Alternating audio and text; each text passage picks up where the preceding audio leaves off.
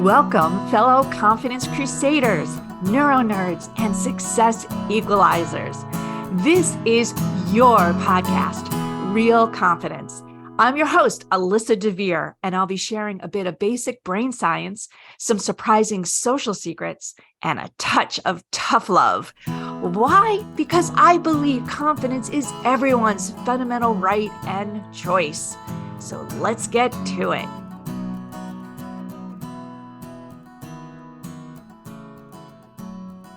We don't always appreciate that our words matter.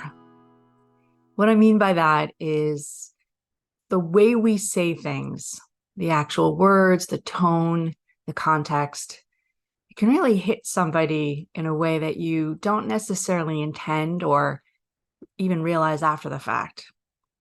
So whether you're a parent, an aunt, an uncle, a mentor, a friend, a manager, or even a consultant, when you're getting paid to tell somebody what you really think.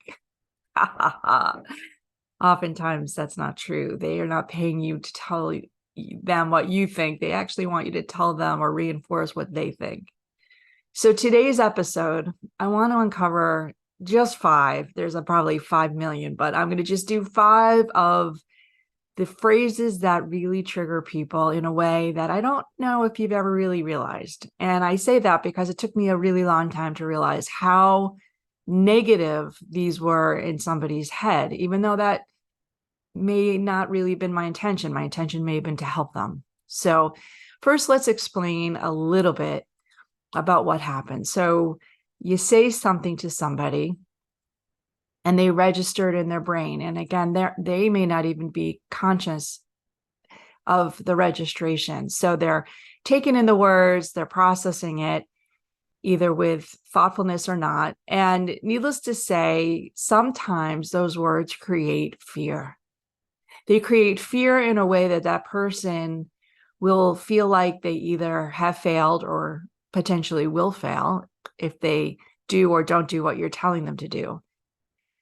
They may regret doing or not doing, and regret is a terribly, it can be a motivating thing, of course, but not in a necessarily good way. And the big one is the rejection, right? We talk about all 3 of these fears: failure, regret, and rejection, and everything we do at the American Confidence Institute, because those are the 3 fears that really make us question our confidence. They make us go, ooh, this is scary. Somebody's not going to like me. I'm going to be rejected. And so when those fears are triggered, it is that second, that nanosecond, that if we recognize that's what's happening, we can be more rational. We can really think about, am I in danger? Am I in emotional danger? Is this something really true? Is this one person's opinion only? And we can be rational in a way that we can really think through that fear and decide if it's legit or not legit in terms of somebody that's trying to hurt us. So, for example, just to illustrate, I was having a conversation with somebody this weekend about a relationship that he's having, a very happy relationship. And some of his other friends are acting very mean, very alienating, if you will. And it's easy on the outside. You say, well, they're jealous. They are feeling like you're chosen somebody else over them, right? And so there was clearly that reaction of, they have that rejection flare. But when we say something to somebody, when it's not necessarily as visible, and there is that moment that the person says, you're not going to like me, or you don't like me, or if I don't listen to you, I have a high likelihood of failing. You may not see it. It may not be as evident like that. So let me give you one of the first phrases, and maybe this will all come very, very clear, I'm hoping. If you have done something and you kicking yourself for it, you know that whatever you said or did, it was just a bonehead move. And somebody else, particularly if it's a parent or a friend or somebody else that you respect, turns around and goes, what were you thinking? Boy, oh boy. that just reinforces to you that you screwed up, right? What were you thinking? Because clearly in that moment, maybe you weren't thinking and you feel terrible about that. Or maybe you had the wrong thought in terms of the outcome that you were hoping for. Doesn't matter. When somebody says, "What were you thinking?" you just feel even worse, right? So again, I don't think the person who says that is malintended. I don't think they're trying to make you feel lousy, but in some way, shape, or form, they're trying to, I guess, help by saying, don't do that again. All right, that's number one. What were you thinking? Number two, you ready? When you're having a conversation with somebody, and this could be a heated conversation or not, and they go, "You don't understand. You just don't get it. You don't understand." As a recipient, you're thinking, "Yes, I understand," or "You're not explaining it very well." But unless you stand up for yourself in that way, "You don't understand" comes across as very condescending, comes across as you're stupid, you're failing, I don't like you, all the fears, push, push, push, push, push those buttons. You don't understand. Now, you don't understand could very well mean I haven't explained it well enough. But instead of me saying that to you or to somebody else, I say, you don't understand. Not my fault. You're an idiot. Phrase number two, you don't understand. Now, in a lighthearted conversation, or lighter hearted conversation, I should say, you don't understand may just be, in this case, me expressing some frustration that I'm not communicating well enough, that you are not understanding what I'm trying to communicate. But again, whose burden is that? Who's failing? I am failing, not the person I'm communicating to, right? So number two, you don't understand. Ready for number three? Oh, now, I've written quite a few books. I love me some movies and some good television series and otherwise. But when somebody says to me, "You haven't read that?" as if I'm supposed to read every bloody book on the planet, or "You haven't seen it?" right? Because I have so much time to sit down and watch television. So that phrase, "you haven't seen," "you haven't heard," as if, again, they're surprised that I haven't done it all. Yeah, not so good, right? So very often people will say that to me, like there's an author or a show or something that they're really surprised I haven't seen. But instead of saying something like, "Boy, I saw this show, and if you haven't seen it, I think you would love it," right? What a difference that makes. Because you haven't seen or you haven't heard. Wow. That makes you feel like, I must be the only person on the planet that hasn't, right? I'm a loser. I'm being rejected. I failed. But when somebody's excited about something and they're like, "If you haven't seen it, I think you would really love it," it's just a flip of words, right? But what a bloody difference.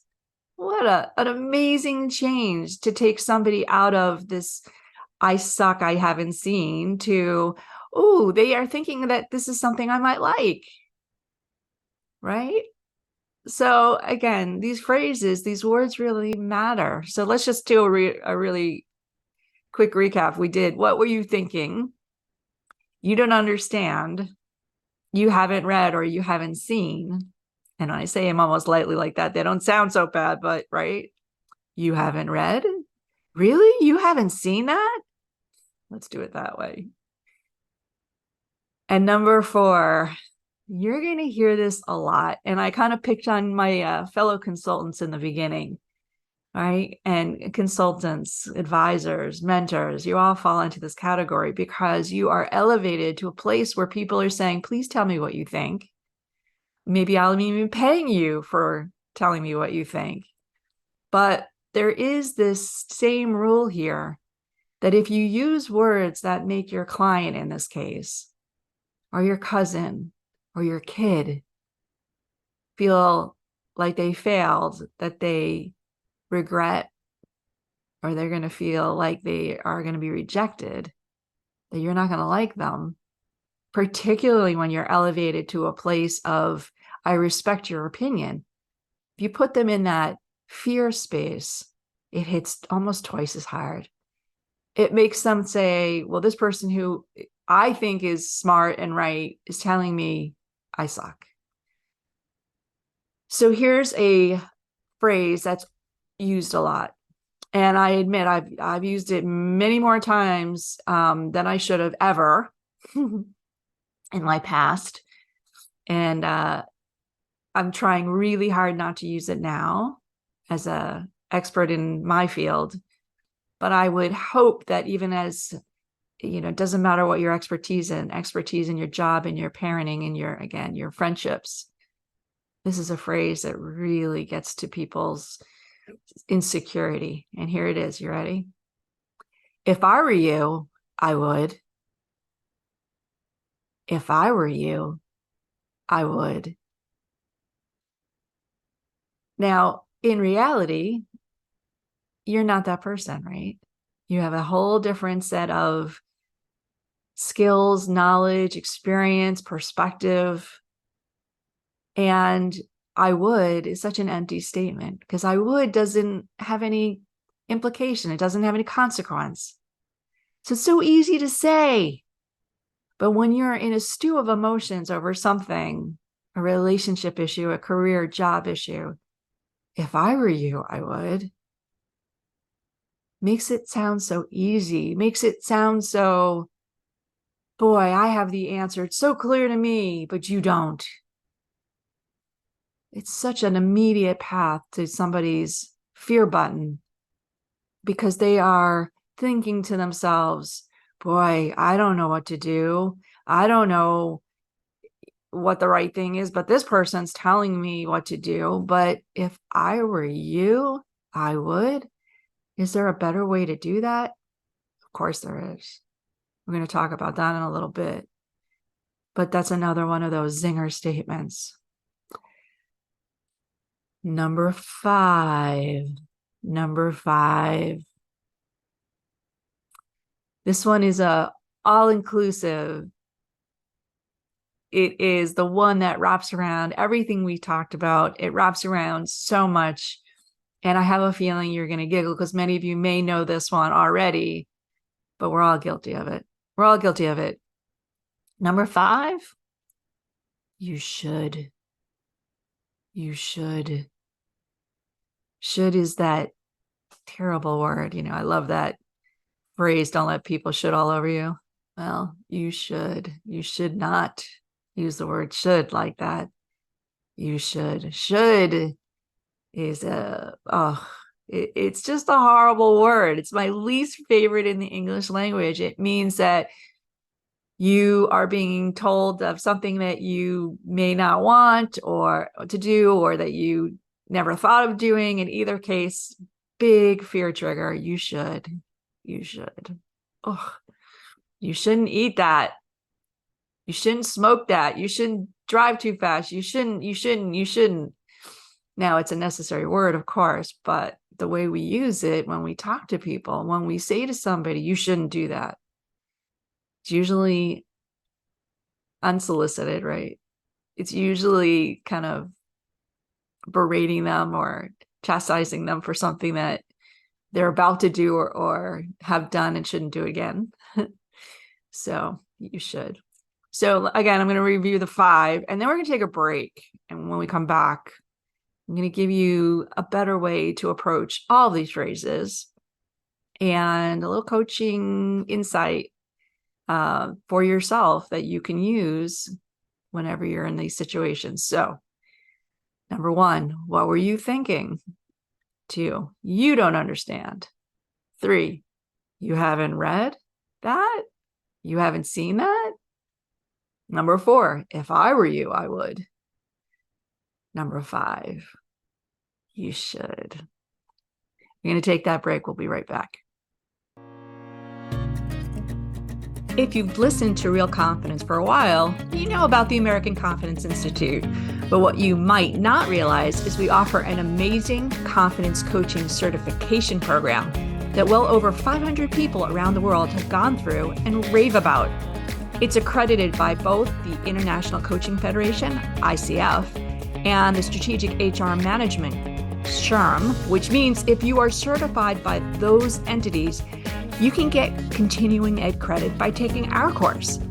But don't let that scare you if you don't have any certification or you don't have any coaching experience at all. The ACI program is for anyone that is interested in learning how to help other people overcome confidence challenges by using a brain science-based 15-minute method. We also deliver this course to groups in all types of organizations. One participant sent me a note recently saying it was the best training she's ever done. So for more information or to send us your questions, please go to AmericanConfidenceInstitute.com. So we only have a couple more minutes left in this pod. And as we have been teaching people how to coach confidence for well over a decade, can't really do it in 5 minutes or less. But I can tell you there are some very simple premises that will help you not only avoid those phrases, dishing them out, but dealing with them when they're dished on you. And there's a very, again, maybe it's a duh for a lot of you who've been doing coaching, simple way to think about this is that rather than tell somebody what they should do, ask them what they think they should do. What are the options? What are the things that they could do, want to do? What are the possibilities? Help them think it through. Be a thought partner, not a thought teller, not a counselor, but a thought partner. And in those moments when you get those phrases thrown at you, you can actually use this as a little bit of a defense and say to somebody, well, I appreciate that that's an option, but let's think through the other options that I have here. So self-coach, but in the same time, take that person who just shit on you and let them be a thought partner with you. You know, that's a great idea. That's one of probably many. Maybe we can come up with some other things that are things I could do. So very simple way to change those fear buttons.